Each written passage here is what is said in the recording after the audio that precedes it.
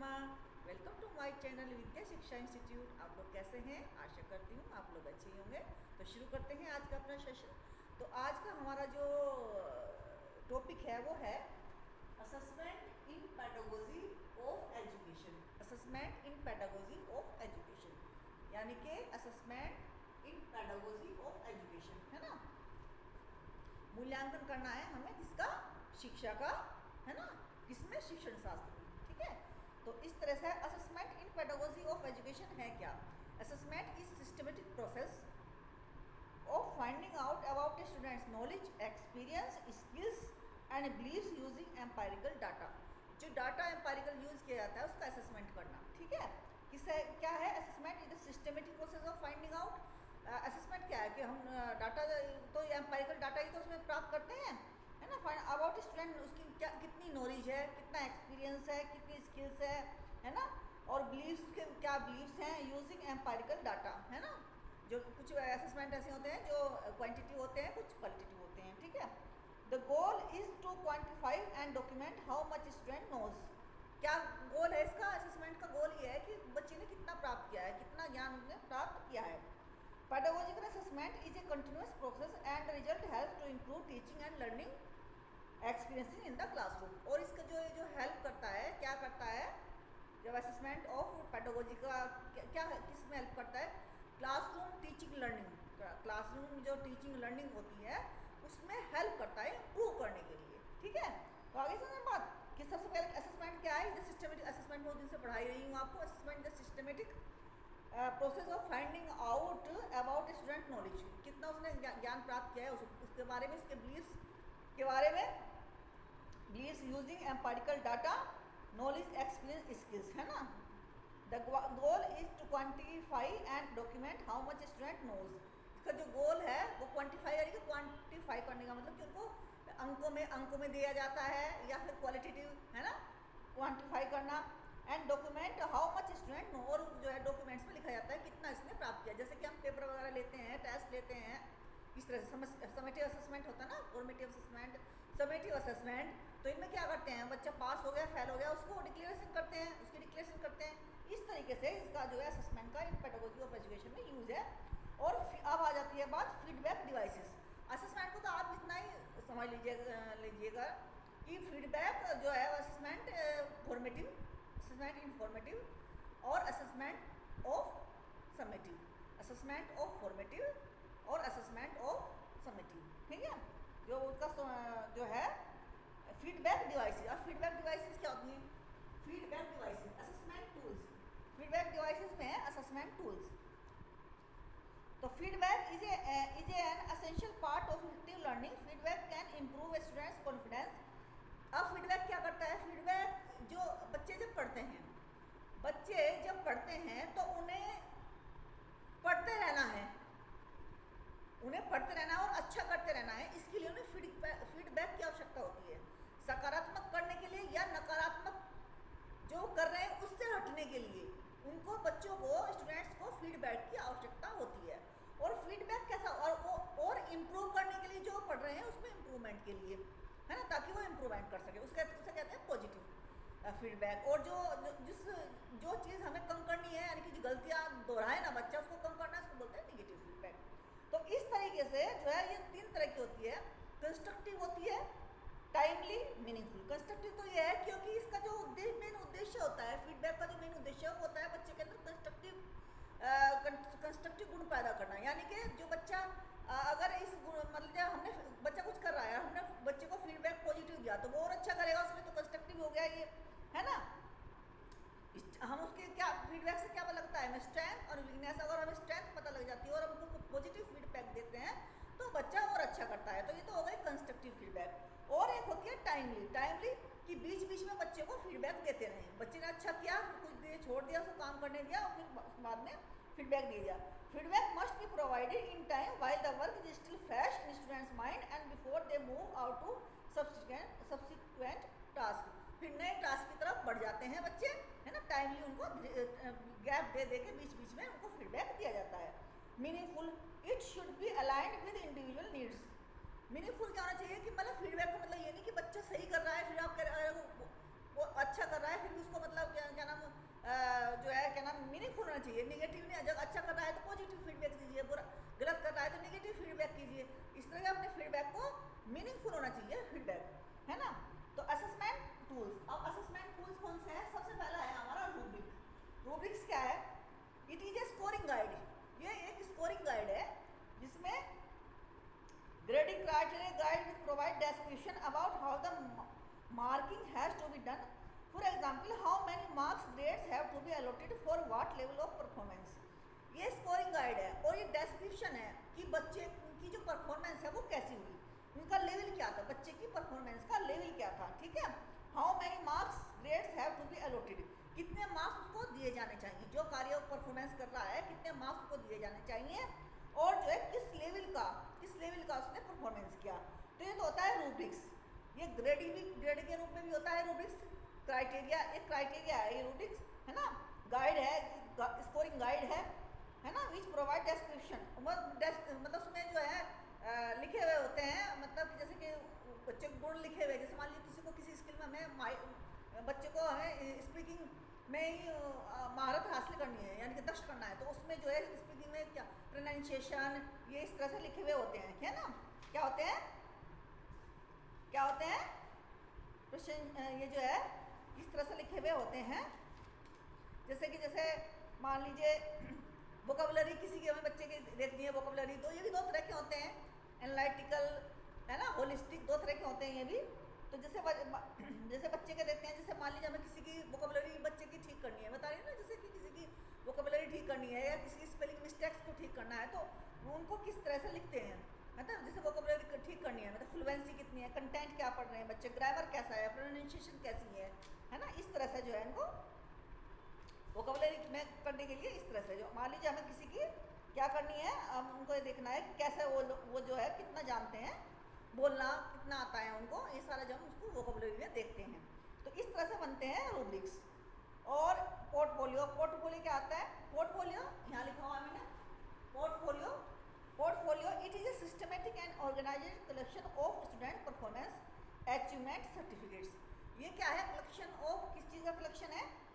Systematic and organised. ये ऐसा मतलब सिस्टमेटिक ऑर्गेनाइज, जैसे एक फाइल होती है ना, इस तरह से फाइल में से सब सारे जो इंसिडेंट्स जितने भी मतलब बच्चे की जो परफॉर्मेंस होती है, अचीवमेंट्स होती हैं, सर्टिफिकेट्स होते हैं, अदर एविडेंसेस होते हैं of students performance in the school, है ना, पेंटिंग के, असाइनमेंट्स के। पोर्टफोलियो मेंटेन इलेक्ट्रॉनिकली, इसको जो पोर्टफोलियोज इलेक्ट्रॉनिकली मेंटेन किया जाता है उनको बोलते हैं डिजिटल पोर्टफोलियो। तो ये होता है पोर्टफोलियो, ठीक है। अब ये रिफ्लेक्टिव जर्नल क्या हो रहा है? इट इज ए जर्नल या डायरी, इसमें बच्चा अपने जो विचार होते हैं उनको लिखता है, अपने उसके क्या थॉट्स हैं, एक्सपीरियंसेस है, लर्निंग है, anything related to it. In a simple word it is a collection of his reflection. वो क्या सोचता है अपने विचारों के बारे में, अपनी जो पढ़ रहा है उसके बारे में, किसी भी चीज़ के बारे में वो अपने विचार उसमें लिखता है रिफ्लेक्टिव जर्नल में, ठीक है। एनेक्डोटल रिकॉर्ड क्या है? It is A record of observation, ये है ना एनेक्डोटल रिकॉर्ड, फोर्थ में है ना।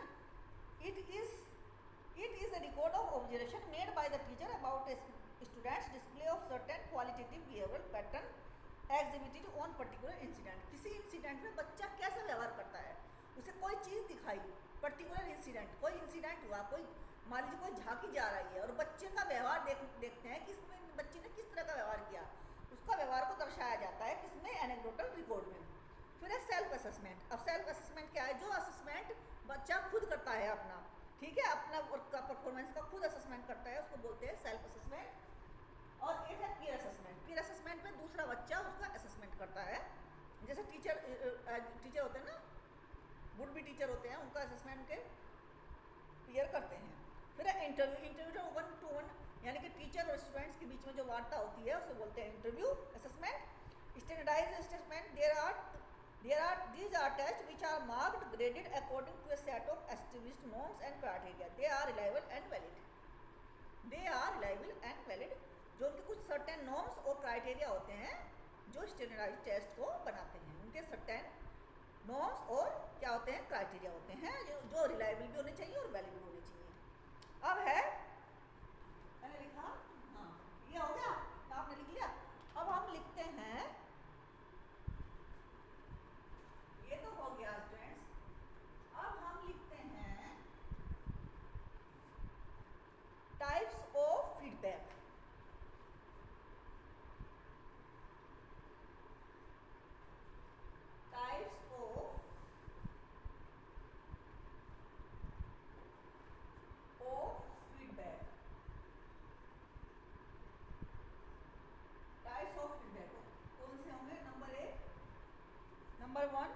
Informal feedback,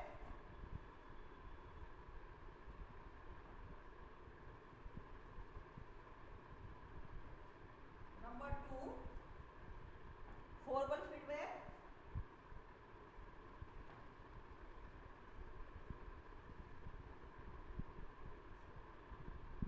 number 3 formative feedback, formative feedback, number 4 summative feedback,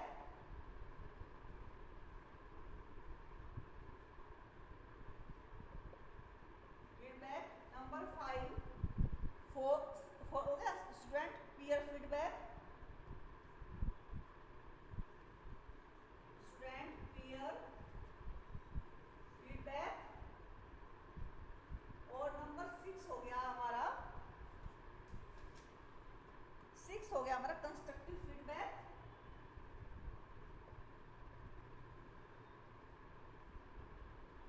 feedback. अब इसके भी जो है बहुत सारे कंस्ट्रक्टिव के बहुत सारे प्रकार हैं। तो पहला कौन सा कंस्ट्रक्टिव में कौन सा होगा हमारा पॉजिटिव फीडबैक, है ना, और दूसरा होगा हमारा निगेटिव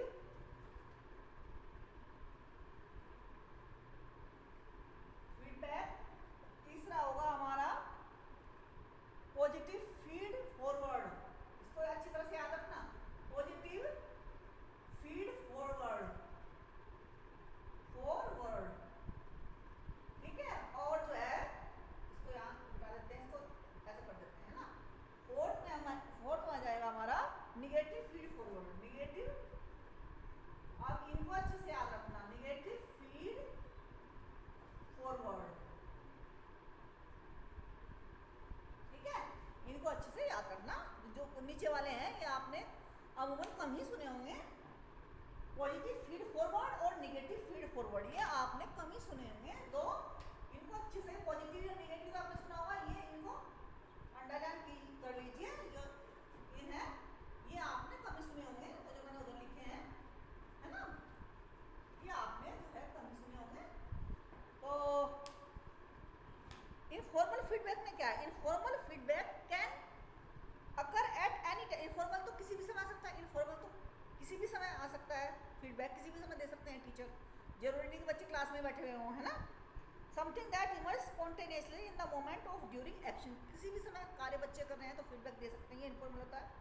फॉर्मल जैसे this might occur in the classroom in an offline setup और या इन ऑनलाइन फोरम और वर्चुअल क्लासरूम, कहीं पर भी ये जो है इनफॉर्मल हो सकता है, ठीक है ना, कहीं पर भी ये हो सकता है। और फॉर्मल फीडबैक क्या होता है, formal feedback is planned and systematically planned, systematically plan किया जाता है कि बच्चा क्लास में बैठा हुआ है, ये पढ़ रहा है, अब मुझे इसको जो है फीडबैक देना है ना। कैसे पता लगा हमें फॉर्मल फीडबैक का, जैसे कि feedback include the like of setting criteria competencies और achievement of standards and is recorded for both the student and organisation as evidence. Formal feedback जैसे कि क्लास पूरा स्कूल है, स्कूल के अंदर क्लासरूम है, वहाँ पर हम फॉर्मल फीडबैक देते हैं। क्लास में बैठा हुआ है बच्चा, कुछ पढ़ रहा है, लिख रहा है, कुछ अपनी क्लास ले रहा है, उस वक्त जो फीडबैक दिया जाता है वो फॉर्मल फीडबैक। फॉर्मेटिव कौन सा होता है, फॉर्मेटिव फीडबैक जो है it provide ongoing feedback that can be used by educator to improve their teaching. Formative में अपनी जो टीचिंग में इम्प्रूवमेंट करने के लिए, और जो है जो स्टूडेंट है वो अपनी लर्निंग इम्प्रूवमेंट करने के लिए, ये होती है फॉर्मेटिव फीडबैक, है ना। Formative feedback is best given during the course of study and prior to summative assessment, है ना, फॉर्मेटिव फीडबैक। अब समेटिव फीडबैक क्या होती है, समेटिव फीडबैक ये होती है कि the goal of summative feedback is to evaluate students learning at the end of the instructional unit by comparing it against some standard और बेंचमार्क। किसी दूसरे यूनिट से उसका जो है तुलना करने के समय eight the end of the unit, ये क्या की जाती है, समेटिव फीडबैक दिया जाता है। समेटिव कि जब किसी ने बच्चे ने पूरी यूनिट पूरी कर ली, उसके बाद किसी दूसरी यूनिट से देखते हैं तुलना करके कि कितना उसमें प्राप्त किया उसने, तो इस तरीके से उसको समेटिव फीडबैक दिया जाता है। स्टूडेंट पीयर फीडबैक क्या होता है, it is highly valued by peers, है ना, providing students with opportunity to give and receive peer feedback enrich their learning and experiences. ये पीयर फीडबैक होते हैं, जो आसपास हमारे जो स्टूडेंट्स के पीयर दोस्त होते हैं, जो भी होते हैं, तो आसपास में पढ़ने वाले दोस्त होते हैं, वो उनको जो है फीडबैक देते हैं कि आप अच्छा कर रहे हो। तो इसको बोलते हैं, जो आपस में कहते हैं ना, तो तुमने बड़ा अच्छा सवाल का बड़े जल्दी हल कर लिया, इस तरीके से फीडबैक देते हैं ना। तो ये constructive feedback, this type of feedback is specific, issued, focus and based on observation. ये 4 प्रकार की होते हैं, मैंने अभी बताया आपको। Positive feedback, negative feedback, positive feed forward, negative feed forward. तो पॉजिटिव फीडबैक में तो यही होगा, नेगेटिव सबसे पहले नेगेटिव लेते हैं। नेगेटिव में तो ये होता है कि these are corrective comments about past behaviour. Negative में तो करेक्ट करने के लिए दिया जाता है कि जो आपने पहले व्यवहार सही किया था, वो सही नहीं किया था, उस व्यवहार को ठीक करने के लिए किया जाता है। इसका जो फोकस होता है वो होता है बार बार रिपीट नहीं किया जाना चाहिए। जब मेन फोकस ये है कि इस व्यवहार को बार बार रिपीट नहीं किया जाना चाहिए, ये होगा निगेटिव फीडबैक। अब है पॉजिटिव, इसका होता है कंटिन्यूड, कि जो व्यवहार कर रहा है उसको पॉजिटिव दिया कि बहुत अच्छा कर रहे हो, तो वो आगे भी भविष्य में भी व्यवहार को करता रहेगा। Positive feedback. Negative feed forward, ये क्या है? These are corrective comments about future performance. इनको क्या बोलता है? These are corrective comments about future performance. Corrective, negative feed forward का मतलब है करेक्टिव, करेक्ट करने के लिए। It focus on behaviour that should be avoided in future. लेकिन जो है ये उन जो क्रियाएं होती हैं, उन व्यवहार के फोकस, उन व्यवहार पर फोकस किया जाता है कि जो भविष्य में नहीं दोहराए जाने चाहिए। इनको बोलते हैं negative feed forward. Feed forward कि भविष्य में ये व्यवहार नहीं किया जाना चाहिए, ये हो गया नेगेटिव फीड फॉरवर्ड। ये करेक्टिव कमेंट्स है ना, अबाउट फ्यूचर परफॉर्मेंस, कि फ्यूचर में इस तरह का व्यवहार दोबारा दोहराया जाना नहीं चाहिए। फिर पॉजिटिव फीड फॉरवर्ड ये है कि ये इस तरह के अफर्मिंग, ये अफर्मिंग कमेंट्स है about future behaviour. It focus on behaviour that will improve performance in the future, कि आपका जो व्यवहार क्या होगा? विल इंप्रूव, आपका आपने इतना अच्छा किया कि आपका जो व्यवहार इंप्रूव होगा। ये हो गया positive feed forward performance in the future, है ना। ये हो गया आपके। अब जो है गाइडेंस जो होती है, गाइडेंस, अब जो है गाइडेंस को, गाइडेंस जो होता है उसको भी एक तरह का फीडबैक ही माना जाता है। किसको? गाइडेंस को। Guidance as a feedback device. Guidance, guidance as a feed device, feed device. Guidance को भी फीड डिवाइस माना जाता है। गाइडेंस को क्यों माना जाता है? उसलिए माना जाता है because to give the student information on matters improvement to success, कि उन मैटर को इंपॉर्टेंस दी जाती है, जो इंफॉर्मेशन उन मैटर्स की इंफॉर्मेशन दी जाती है जो उनके भविष्य में सक्सेस दिला सकते हैं। इसलिए, और एक इसलिए कि to establish a feeling of mutual understanding between student and teacher, between student and teacher. Teacher guide करेंगे ना कि आप बच्चे का देख कर पता लगता है कि 12th इसने इतने अच्छे नंबरों से किया है, तो इसे भविष्य में क्या बनेगा। तो ये इस तरह से टीचर और स्टूडेंट के बीच में रैपो बनता है अच्छा सा। To help the student work out a plan for solving his difficulty. और ये किस तरह से आया गाइडेंस एज ए फीडबैक, कि वो जो बच्चे की समस्याएं आती हैं उनको हेल्प करते हैं। और हेल्प करने में तो आप पॉजिटिव भी और निगेटिव भी दोनों ही तरह की फीडबैक देते हैं, है ना। तो उनकी प्रॉब्लम जो आती है उनको सोल्व करते हैं, उनकी डिफिकल्टी जो बच्चों के सामने आते हैं, स्टूडेंट्स के सामने आती है। To help the student know himself better, और अपने आप को अच्छा जानने के लिए, अपने इंटरेस्ट को अच्छा जानने के लिए, अपनी एबिलिटीज़ को अच्छा जानने के लिए, एप्टीट्यूड को, अपॉर्चुनिटी को अच्छी तरह से जानने के लिए, है ना। To direct the student in planning education and vocational choices, और उन्हें आगे उन बच्चों को गाइड करने के लिए कि आप आगे भविष्य में जाकर हायर एजुकेशन लेना चाहते हैं, तो हायर एजुकेशन में उनको वो दी जाती है, क्या दी जाती है? हेल्प की जाती है, डायरेक्ट किया जाता है। एंड वोकेशनल, और जो व्यावसायिक जिस क्षेत्र में जाना चाहते हैं उसमें ये जो है इनका साथ देते हैं, ठीक है। Guidance as a feedback device इस तरीके से काम करते हैं, यानी कि बच्चों का हर तरीके से साथ देते हैं, हेल्प करते हैं, डायरेक्ट करते हैं, और जो है हेल्प करते हैं, डायरेक्ट करते हैं। उनको establish repo between teacher and student, ताकि बच्चे अपने आप के खुल के अपनी बात को एक्सप्रेस कर सकें कि हम ये बनना चाहते हैं, ये करना चाहते हैं। इस तरीके से गाइडेंस भी एज ए फीडबैक कार्य करता है। तो स्टूडेंट्स, ये तो टॉपिक आपका जो है मैंने करा दिया आपका टॉपिक, ये तो हो गया आपके। अब हम करते हैं तो 10 अब क्वेश्चन करते हैं, जो है क्वेश्चन करते हैं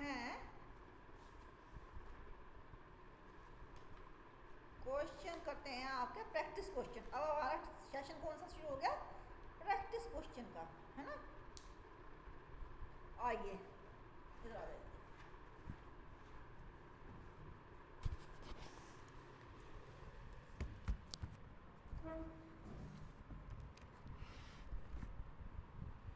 प्रैक्टिस क्वेश्चन का सेशन अब यहाँ से शुरू करते हैं, ठीक है। तो हमने जो है 20 क्वेश्चन करा दिए हैं आपको प्रैक्टिस क्वेश्चन असेसमेंट के। अब आप करते हैं a test conducted by a classroom teacher for the purpose of identify the strength. ये तो हो गया। यहाँ से करते हैं if 2 or more methods are mixed up for teaching, the teaching method will be known as combined method, homogeneous method, elliptic method, single method. If 2 or more methods are mixed up for teaching, the teaching method will be known as। यदि दो methods को mix कर दिया जाए teaching के अंदर, तो क्या कहलाएगा, है ना। चार पांच ऑप्शन मैंने आपको बता दिए हैं, तो आपको बताना है। तो जो सही आंसर है, करेक्ट आंसर है, वो है इलेक्ट्रिक मेथड, ठीक है। अब असर्शन और रीजन देखते हैं। एक मिनट पंखा बंद कर देती हूँ।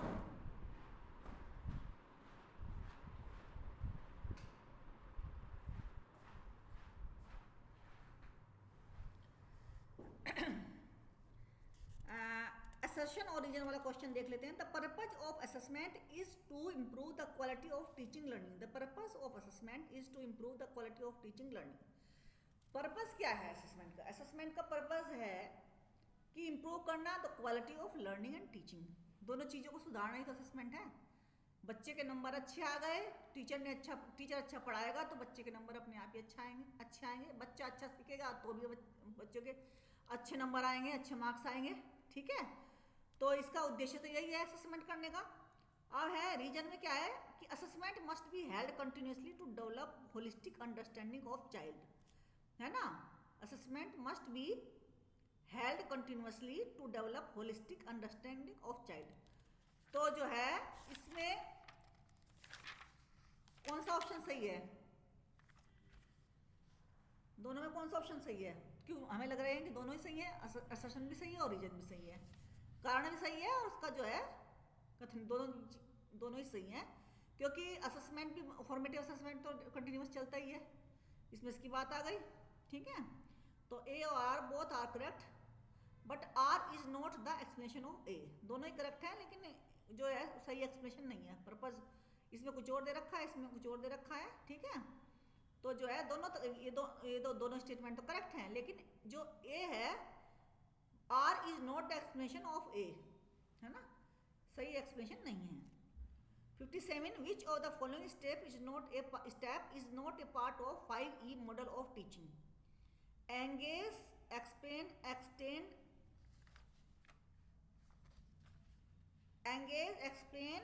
Explore, extend. Which of the following step is not a part of 5E model of teaching? Engage भी आपने पढ़ा होगा, एक्सप्लेन भी आपने पढ़ा होगा, और एक्सप्लोर भी पढ़ा होगा। एक्सटेंड नहीं पढ़ा। एक्सटेंड तो ऐसे ही एक है ना शब्द है। 58 विच of the following is not the objective of pedagogical analysis? Which of the following is not the objective of pedagogical analysis? कौन सा है? To design suitable, to identify the learning difficulties of class, to break the content into meaningful components, to design suitable learning resources, to anticipate activities for evaluation. Which of the following is not the objective of pedagogical analysis? कौन सा नहीं है इसमें? कौन सा नहीं है इसमें बताइए? Which of the following is not the, है ना। तो सही जो नहीं है वो है to identify the learning difficulties of the class, है ना।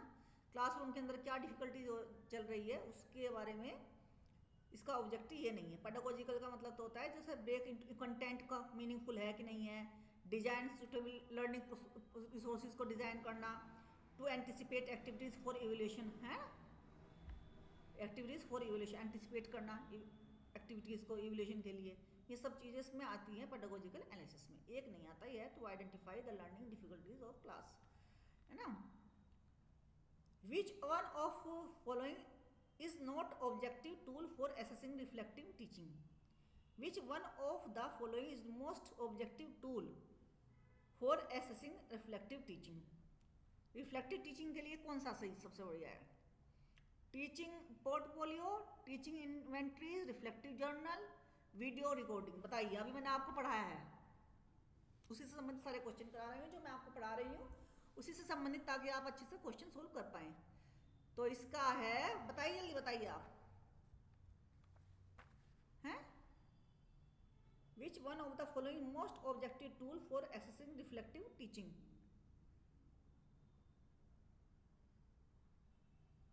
मोस्ट ऑब्जेक्टिव टूल इसमें दे रखा है वीडियो रिकॉर्डिंग, है ना?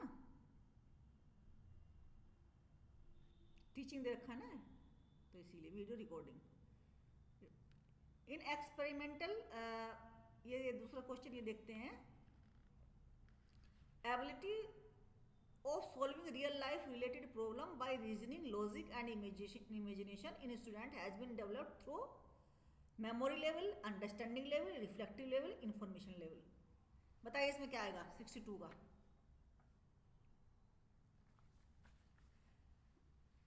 Ability of solving real life related problems by reasoning, logic and imagination in students has been developed through understanding level, memory level, reflective level, information level। तो इसका जो सही answer है वो है रिफ्लेक्टिव लेवल। 63 डैश दे रखा है और फिर 4 इसके ऑप्शन दे रखे हैं। Unit test is not the example of summative assessment, semester exam is not the example of summative assessment, annual exam is not the example of class quiz. बताइए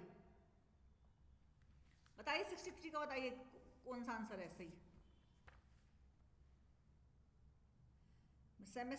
summative assessment unit की सब पूरी unit पढ़ाने के बाद जब एक test लिया जाता है तो वो भी एनुअल एग्जाम, सबसे पहले तो एनुअल एग्जाम तो है ही है। यूनिट टेस्ट, यूनिट के अंत में जो टेस्ट लिया जाता है वो भी है। सेमेस्टर एग्जाम पूरा सेमेस्टर खत्म हो जाता है उसके बाद में लिया जाता है, तो ये भी है। जो है नहीं वो है क्लासरूम क्विज, ठीक है।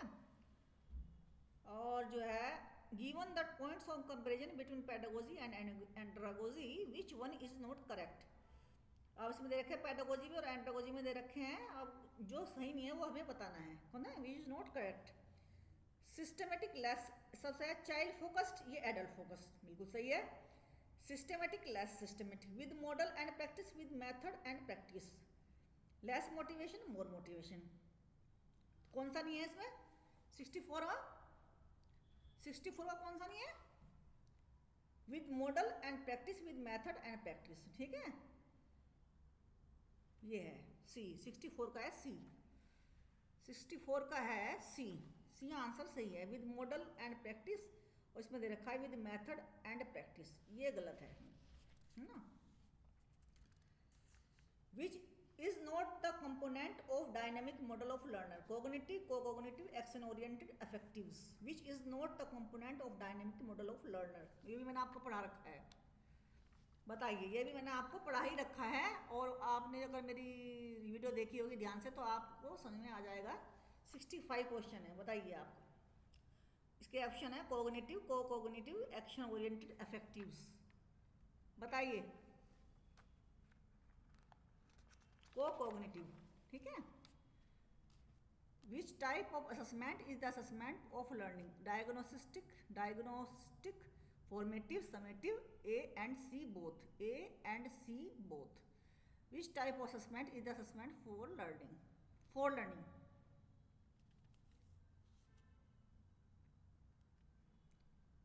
बताइए फॉर लर्निंग कौन सा है इसका? 66 का कौन सा है? फॉर लर्निंग फॉर्मेटिव, ठीक है। रिफ्लेक्टिव जर्नल, नेक्स्ट क्वेश्चन है। Reflective journal can benefit student to identify learning events happened for them to. Reflective journal improving their writing skill, enhancing critical thinking skill. क्या होना चाहिए? 67 का क्या होना चाहिए? 67 का क्या होना चाहिए? एनहेंसिंग क्रिटिकल थिंकिंग स्किल बढ़ाने के लिए रिफ्लेक्टिव जर्नल। रिफ्लेक्ट का मतलब ही चिंतन से संबंधित है कि जो अपने विचार जो आ रहे हैं उनको क्रिटिकल तरीके से जो है उसमें लिखते हैं, है ना, अपनी डायरी में, रिफ्लेक्टिव जर्नल में ना। Which is not true for rubrics? Criteria sheet, grading scheme, scoring guide. Scoring guide क्या है बताइए। स्कोरिंग गाइड क्या है? विच is not true for rubrics, criteria sheet, grading scheme, scoring guide, ये तीनों से संबंधित है। और जो संबंधित नहीं है वो है इवेल्युएशन सीट रूब्रिक्स में, ठीक है। डी ऑप्शन गलत है, इवेल्युएशन शीट गलत है। In Flanders interaction analysis category system which one of the following is not correct process to preserve the select aspect of classroom interaction. In Flinders Interaction Analysis Category System, which one of the following is not correct process to preserve the selected aspect of classroom interaction? Observation, encoding, tabulation, decoding. बताइए इसमें कौन सा answer सही है?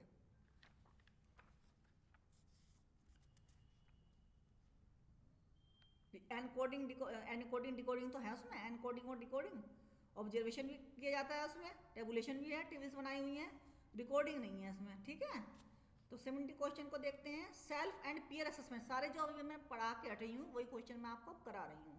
Self and peer assessment are important in assessment for learning which will, self and peer assessment are important in assessment for learning which will enhance student active engagement, increase amount of feedback, augment learning with self feedback. बताइए इसमें कौन सा सही है? मैंने अभी पढ़ाया है आपको, सेल्फ एंड पीयर असेसमेंट में बताया था ना अभी आपको। तो augment learning with self feedback, इसमें अभी मैंने पढ़ाया है आपको। दोनों जो मैंने मिटा दिया उसे दिखा देती है आपको। तो ये जो है 70 क्वेश्चन सही हैं।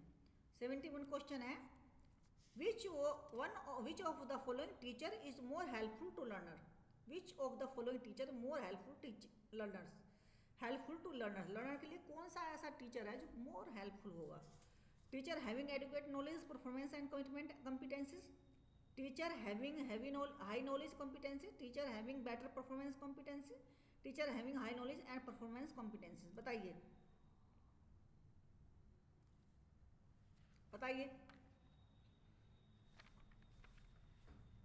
इसका पहला है teacher having adequate knowledge performance commitment, जो कमिटमेंट करता है, यानी कि आज मैंने ये पढ़ाना है वही पढ़ाता है। मान लीजिए कल मुझे ये पढ़ाना है वही पढ़ाता है, तो ये वही सबसे अच्छा टीचर वही होता है।